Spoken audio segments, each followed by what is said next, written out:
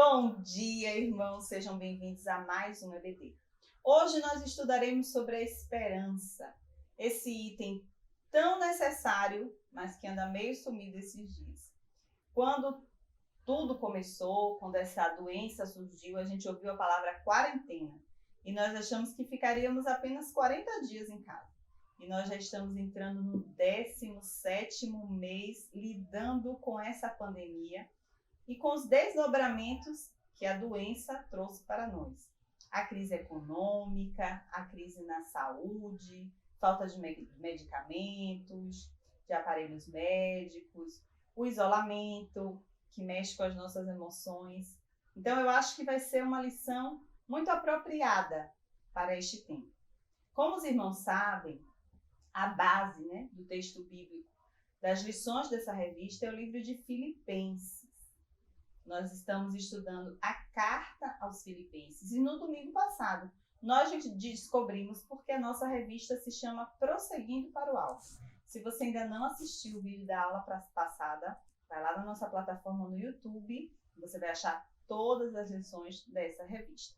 Para começar, nós vamos ler um único versículo que está lá em Filipenses 4. O primeiro versículo de Filipenses 4. O apóstolo Paulo está encerrando a carta. É o último capítulo dessa carta.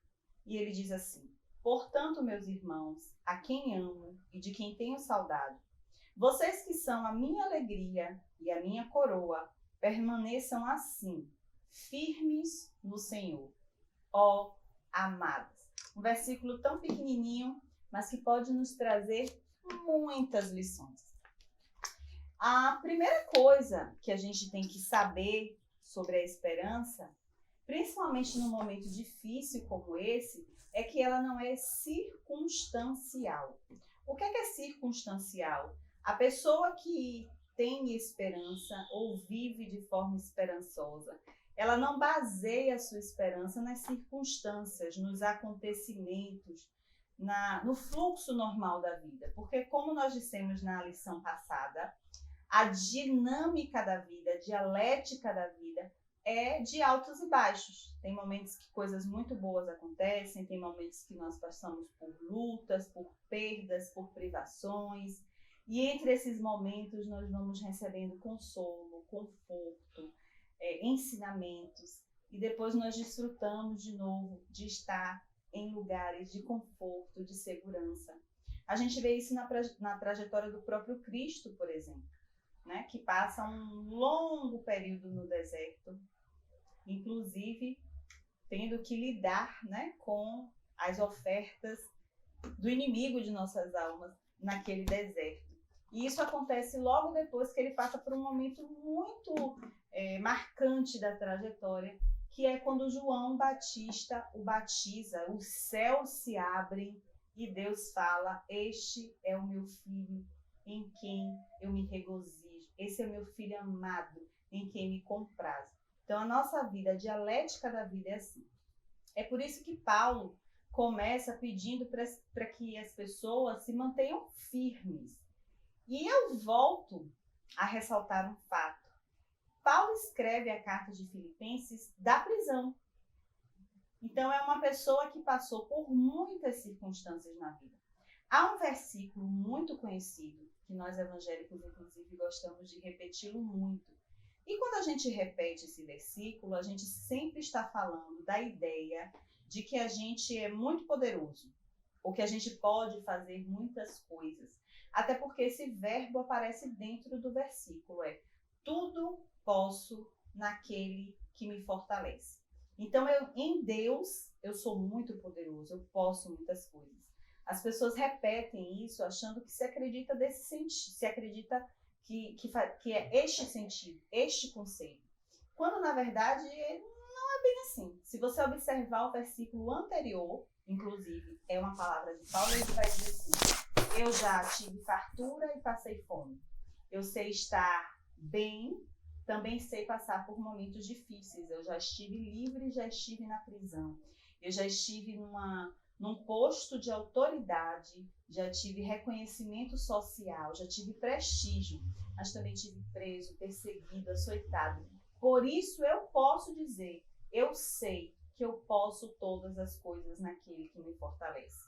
Eu posso lidar com a dinâmica, com a dialética da vida, que é complexa, que é cheia de altos e baixos.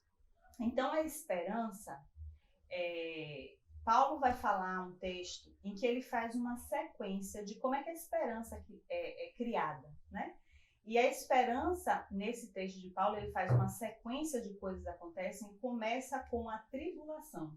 A tribulação produz fé, a fé produz temperança, a temperança produz esperança. Então, a esperança pode nascer de turbulências, de momentos difíceis, como os que nós estamos vivendo nesse momento. Por quê? Porque a esperança, ela não é circunstancial. Ela não depende das circunstâncias. Ela pode ser até fortalecida, enriquecida, aumentada pelas circunstâncias, mas ela não é circunstancial. A gente sabe que Elias, por exemplo, ele precisa de uma chuva e ele vê uma pequena nuvem do tamanho da mão de um homem. Do que hoje nós conhecemos de meteorologia, não daria uma grande chuva de uma pequena nuvem, um pequeno acúmulo, né? Que é tão pequenininho que uma mão de homem assim projetada sobre ela se assemelha em tamanho. Mas daquela pequena nuvem veio uma grande tempestade. Então, se Elias fosse se basear nas circunstâncias, no que é mais lógico, no que é mais razoável, e as circunstâncias que estão ao seu redor, ele não teria a certeza de dizer: esse é um sinal de que vem chuva por aí.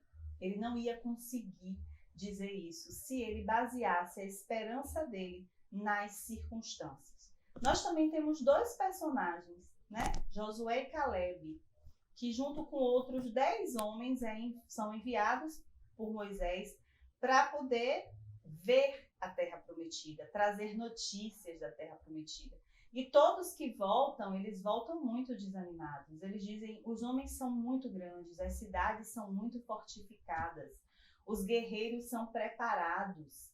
Lá, apesar de ser uma terra abundante, em que é preciso mais de uma pessoa para carregar os frutos de uma única parreira, é uma terra muito fortificada, de guerreiros muito valentes e muito preparados. E Josué e Caleb voltam com esperança, falando de uma terra prometida que é acessível pela promessa de Deus. Então, viver de acordo com as circunstâncias, às vezes não produz em nós a esperança. Se a gente compreende a esperança como um resultado de circunstâncias boas na nossa vida, a gente não tem esperança.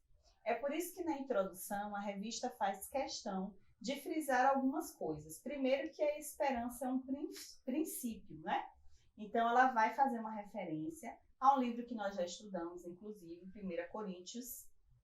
Eu sei que às vezes eu sou repetitiva, irmãos, desculpe, é meu lado professora, mas eu vou ter que te dizer, nós temos um estudo maravilhoso em 1 Coríntios, que é um livro chamado Nasce uma Igreja. E nós fizemos 18 lições. Se você perdeu essas lições, não tem problema. Na nossa plataforma do YouTube, todas estão salvas e você pode acessar na hora que você quiser, quando você quiser. É só ir lá no YouTube, procurar E Proclama e você vai ter acesso a todas essas lições. Essas lições são baseadas no primeiro livro de Coríntios, que é de onde vem esse versículo da Bíblia que nós vamos ler juntos agora, e que está aqui no slide. Diz assim: assim permanecem agora estes três: a fé, a esperança e o amor. O maior deles, porém, é o amor. A esperança é um princípio. A gente vive pelo princípio da fé, a gente vive pelo princípio da esperança e a gente vive pelo princípio do amor. E o maior deles é o amor. Quando você ama, você consegue ter fé nas pessoas. Você consegue esperar, né, ter esperança de que a vida das pessoas sejam transformadas. Quando você ama, você tem fé em dias melhores, você tem a esperança de que você vai viver para ver esses dias melhores. Então, a primeira coisa que a gente precisa colocar na nossa cabeça é que a esperança, ela não nasce de momentos da nossa vida onde nós estamos confortáveis, onde nós estamos numa posição boa. A esperança é um princípio. um princípio de saber que realmente a vida é muito dura, irmãos, muito dura, muito cheia de dificuldades, mas sobre essa vida do mundo natural, concreta, dura, cheia de dificuldades, que às vezes faz com que pessoas maldosas, né, iníquas, cheias de iniquidade, de impiedade, de maldade, atravessem o nosso caminho. Sobre todas essas coisas há um Deus. E é Deus que conduz a nossa história. Então, o princípio da nossa esperança não é do que acontece, não é do que a gente é capaz de fazer, mas nasce da certeza de que sobre todas as coisas há um Deus. Depois, esperança é uma decisão. Eu preciso decidir ser esperançosa. É aquela velha história do copo, né? Você pode dizer que ele está meio cheio ou meio vazio. Psicólogos, filósofos já falaram sobre o copo, né? E, na verdade, o que eles estão querendo falar é sobre a visão, sobre a cosmovisão de mundo. E a Bíblia vai dar uma dica bem interessante. Ele vai dizer assim, ó, os olhos são as lanternas do corpo. Na lição passada, eu falei de um poema que diz assim, me vejo no que vejo. Não foi? E é uma coisa que a gente precisa pensar nessa lição também. A gente olha para o mundo, a gente olha para as circunstâncias, a gente olha para as coisas que acontecem na nossa vida a partir de um ponto de vista, a partir de uma cosmovisão. Se eu me sinto injustiçada pelo mundo, eu acho que tudo concorre contra mim, mesmo uma coisa que pode ser boa, eu não vou gostar. Se eu enxergo o mundo da perspectiva de que coisas boas podem acontecer na minha vida e nem sempre eu sou merecedora delas, porque Deus é muito bom, a gente sempre repete, né? A gente tem mania de repetir coisas que a gente não entende ou que não fazem muito sentido, mas essa faz.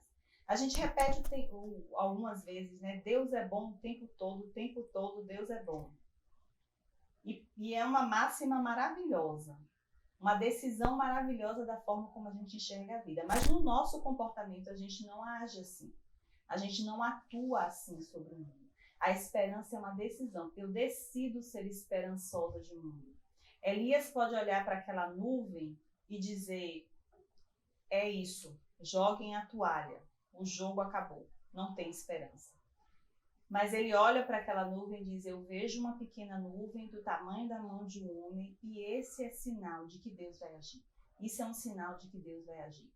Josué, no meio da batalha, podia dizer assim, ó, não tem o que fazer, nós perdemos, vamos nos entregar.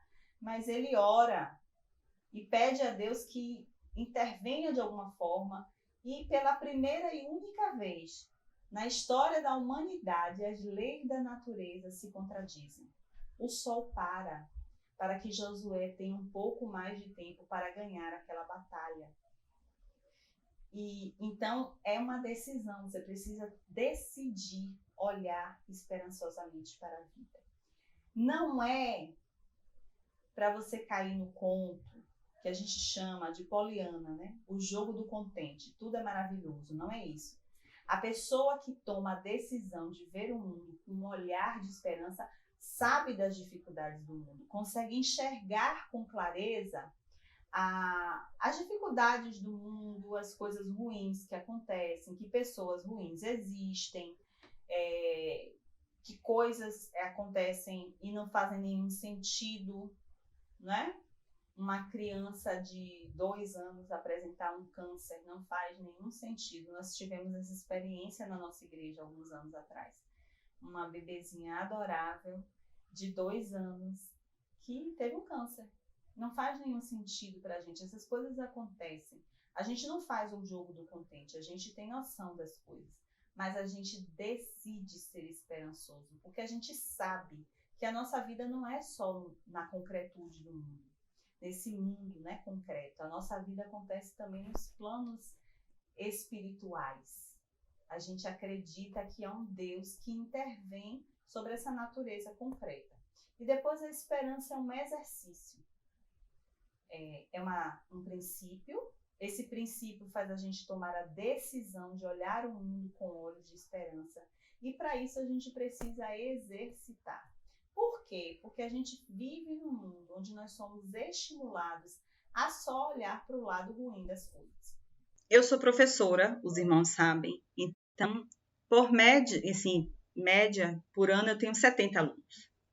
Eles, às vezes eu acompanho, né? Então eu tenho eles ali por 2 anos e eles saem da minha turma, continuam a estudar, vão para o mundo e talvez 10% ou menos do que isso não se enverede por um bom caminho. E aí, vira ou mexe, eu recebo uma notícia de alguém que foi preso, ou alguém que foi assassinado, ou alguém que cometeu um crime. E o que acontece, irmãos, é que o mal faz muito barulho. Eu entendi isso há algum tempo. Existem muitas pessoas boas, mas aquelas pessoas que são más, elas conseguem fazer muito barulho. Então, se eu parar e observar apenas a notícia desses 10% dos meus alunos que chegam para mim, eu vou dizer assim, poxa, o meu trabalho ele não tem efeito. Eu me esforço, né? Os meus colegas se esforçam, a gente faz um bom trabalho, educa essa criança para que ela tenha a possibilidade de ter uma profissão, de desenvolver-se na vida, de ter uma família, de ser feliz, de pensar sobre o mundo, de ser consciente, e não vale de nada. Porque eu não recebo notícia desses outros 60.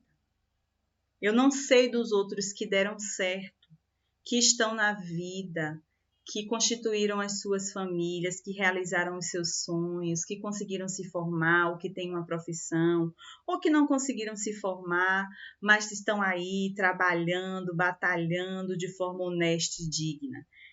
Talvez eu os encontrei recentemente uma aluna minha trabalhando num desses quiosquezinhos, né, de cafeteria.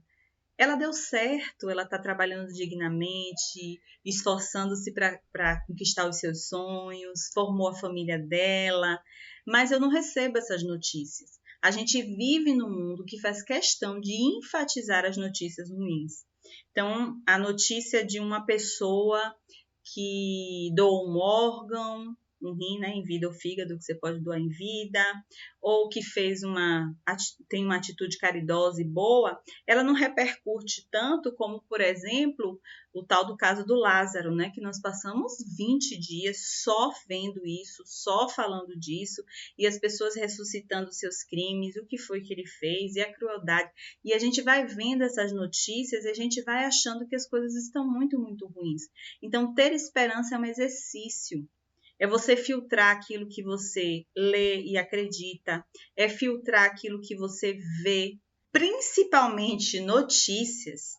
Ele é gerado por um algoritmo que sempre vai trazer para as suas redes sociais, para quando você abre a sua página no YouTube, vídeos relacionados ao que você pesquisa, né? Aquilo que você tem interesse. Então, se eu sempre pesquiso coisas que envolvem violência, que fazem com que esse mal de que eu estou falando se propague, faça mais ruído, tenha mais barulho e afete mais a sua vida, o seu psicológico, essa sensação de bem-estar que a gente tem, mais notícias você vai receber sobre isso. E isso vira um ciclo, né? Mais eu procuro, mais eu recebo e eu só consigo enxergar o lado ruim das coisas. Então, a esperança é um exercício. Como eu já falei no tópico anterior, não é a gente se fazer de bobo, sair da realidade do mundo, não. A gente sabe que as coisas existem, mas a gente precisa ter um filtro. A gente precisa ter consciência daquilo que a gente consome, de informação, de vídeos que chegam no nosso WhatsApp, se é verdade, se não é.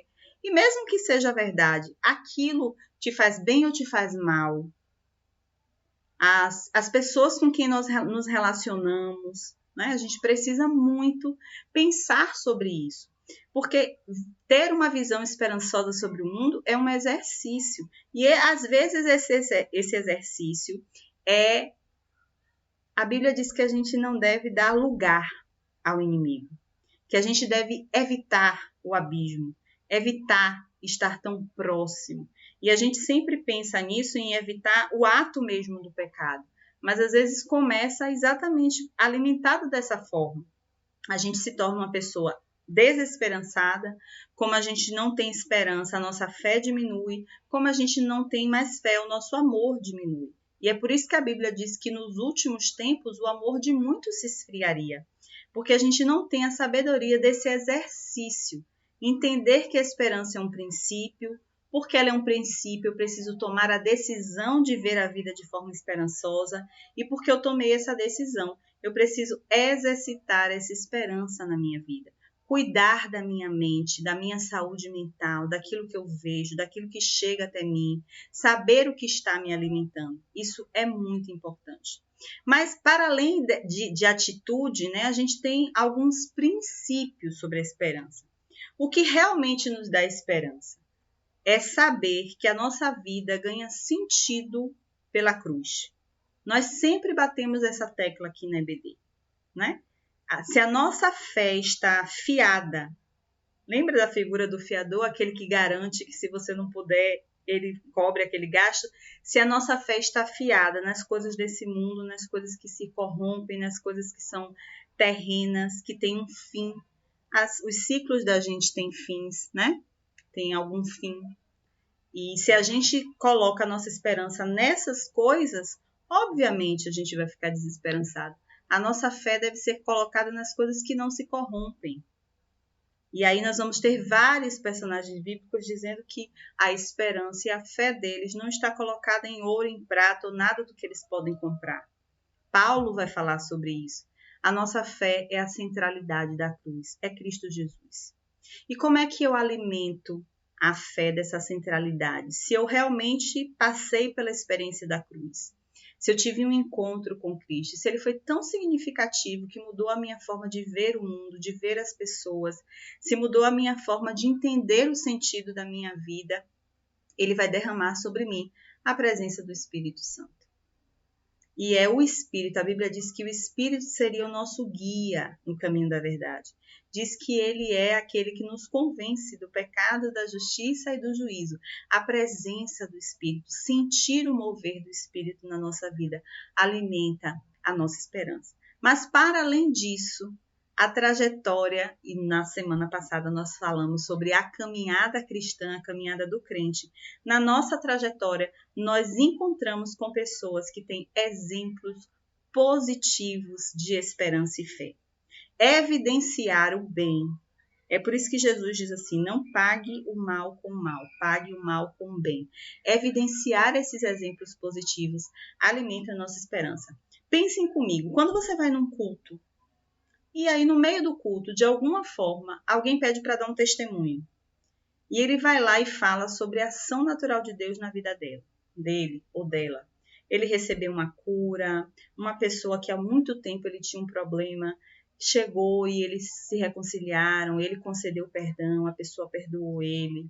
Uma pessoa que estava sem emprego conseguiu um emprego. Uma pessoa que tinha orado anos para conseguir um milagre, conseguiu esse milagre. Quando você ouve essas histórias, você não volta para casa desse culto assim mais leve, mais feliz, mais esperançoso que as coisas para você também vão dar certo?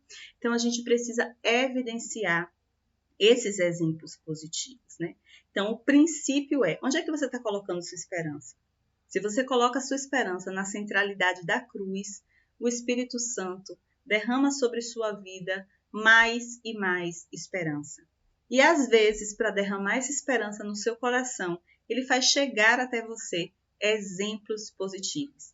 Evidencie esses exemplos. Aí o trecho, a revista fala de uma coisa muito interessante, né? Paulo vai falar assim, a nossa esperança, ela não está aqui nesse mundo. Ele diz, nós somos cidadãos do céu. É muito interessante quando ele fala isso, porque ele está falando para um mundo onde o conceito de cidadão é diferente do que a gente tem hoje. Então, a gente está falando de um mundo dominado pelo Império Romano. Nós já conversamos sobre isso algumas vezes aqui, não é?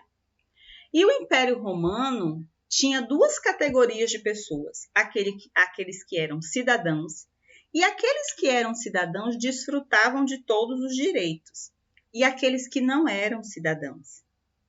Roma considerava muito importante a questão da cidadania. Ela atribuía muito valor, muito prestígio à questão da cidadania.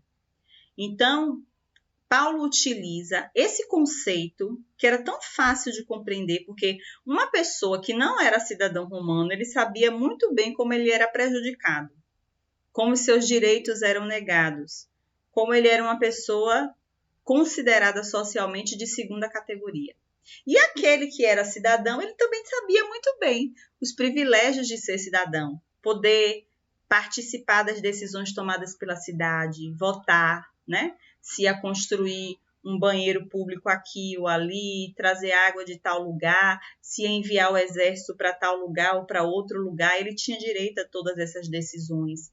Ele tinha direito a ser o primeiro a comprar, então ele comprava os melhores produtos, ele tinha direito de negociar, ele tinha direito de ter escravo, então ele sabia dos privilégios de ser cidadão. Então, Paulo utiliza exatamente o termo cidadão para dizer, observem, a nossa esperança não é aqui. Nós vamos para a glória. E nós seremos todos aqueles que forem, serão cidadãos nos céus. Ou seja, gozarão de todos esses privilégios, de todos esses direitos, lá como cidadãos do céu. Por isso que ele usa o termo cidadão, para que as pessoas tenham uma compreensão clara do que ele estava querendo dizer. E ele diz isso, lembra na lição passada que nós conversamos, que uma exortação que Paulo faz à igreja de Filipos é que alguns membros estavam começando a se achar superiores aos outros, e aí ele faz aquela exortação da última lição que nós vimos, né?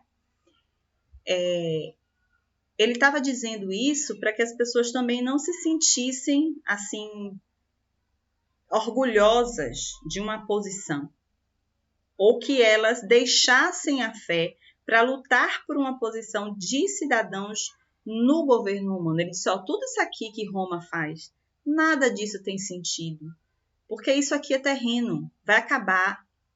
E ele tinha razão, o Império Romano acabou. Mas o que nós temos é perene, é permanente, porque é nos céus. E é por isso que a nossa esperança também está em formar o reino dos céus na terra. Isso é um termo que Jesus utiliza muito. É essa vida abundante de que se fala na Bíblia. É viver a vida aqui, mas viver de forma esperançosa. Viver de forma abundante. E como é que eu faço isso? Quando eu trago o reino dos céus para a terra. Quando os lugares onde eu habito têm os seus princípios na bondade, no evangelho, nas boas novas de Deus, as pessoas vivem melhor. A dignidade delas é garantida. E quando elas vivem melhor, Paulo vai falar sobre isso, né? Quando eu promovo justiça social, eu promovo harmonia. E quando eu promovo harmonia, eu promovo alegria no espírito. Então, quanto mais as pessoas ao meu redor estiverem vivendo melhor, mais em harmonia eu vou estar. E quanto menos a minha vida é turbulenta, conturbada, mais alegria no Senhor eu vou ter. E, por fim, o último princípio dessa esperança é a glória. Ele diz, eu corro uma carreira.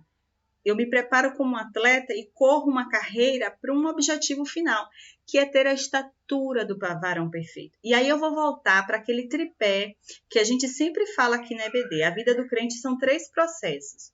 O processo da justificação, que é quando ele se encontra com Jesus, o Espírito Santo o convence do pecado, da justiça e do juízo. Ele entende que ele é um pecador, que ele não pode fazer nada para se salvar, e que a única pessoa que pode salvá-lo é Jesus. É o único nome dado entre os homens pelo qual importa que ele seja salvo. Quando ele faz isso, quando ele decide, né, que ele quer essa salvação de Jesus, ele passa por um processo chamado santificação, que não é essa ideia que a gente tem, né, de a roupa ficar mais comprida, o cabelo ficar mais comprido, o homem usar gravata, paletó, não é isso não. É as nossas atitudes, o nosso caráter, se parecer cada vez mais com Cristo, cada vez menos com o lamaçal do pecado. A última parte do processo é a glorificação. É quando nós deixamos essa envoltura humana e nos encontramos na glória com o nosso Pai. Temos o nosso corpo glorificado. Vivemos eternamente e novamente conciliado com a ideia de que Deus tem para o homem, que não é essa ideia que o pecado degradou. Deus não imaginou um homem que seja capaz de matar outro homem, ou que seja capaz de promover ações que matem as pessoas, ou que façam mal de forma intencional para o outro, que façam o outro sofrer. Não foi como Deus idealizou o homem. Então nós vamos ser restituídos da forma original como Deus nos pensou, nos imaginou, nos sonhou e nos fez. Então a nossa esperança é um princípio, ela é uma decisão e ela precisa ser exercitada. Ela se sustenta, né, nesses critérios. O critério de que a nossa fé é colocada em Cristo, o critério de que nós somos cidadãos dos céus e nós precisamos trazer o reino dos céus para a terra. E quando nós finalmente formos glorificados, nós vamos ser novamente restaurados na condição do homem que Deus criou, formou e sonhou. Eu espero que de alguma forma essa lição possa fazer com que você reencontre a esperança. Eu sei que são momentos difíceis, momentos tristes, momentos de luto e de luta, mas nós precisamos manter a nossa esperança. Tome a decisão de olhar para o mundo com um olhar de esperança. Que nós tenhamos uma excelente semana. Espero vocês no próximo domingo. Nós ainda temos 3 lições dessa revista e que Deus nos abençoe a todos.